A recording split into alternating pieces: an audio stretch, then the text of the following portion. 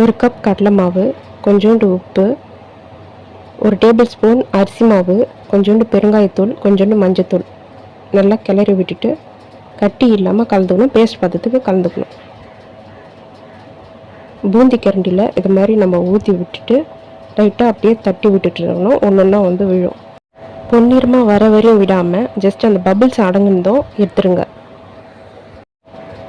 அடுத்த ரவுண்டு ஊற்றும்போது இது மாதிரி தண்ணியில் நனைச்சி எடுத்தோம்னா அது மாதிரி நமக்கு அந்த ஷேப் வந்து கரெக்டாக வரும்.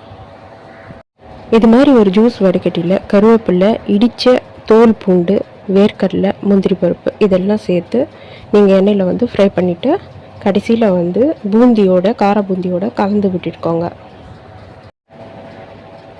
கொஞ்சோண்டு உப்பு, சில்லி பவுடர், பெருங்காயத்தூள் இதெல்லாம் லைட்டாக தூவிட்டு குலுக்கி விட்டு கடைசியில் இந்த நம்ம வறுத்த இந்த வேர்க்கடலாம் எல்லாம் சேர்த்துட்டு கலந்து விட்டு ஸ்டோர் பண்ணி வச்சுக்கோங்க.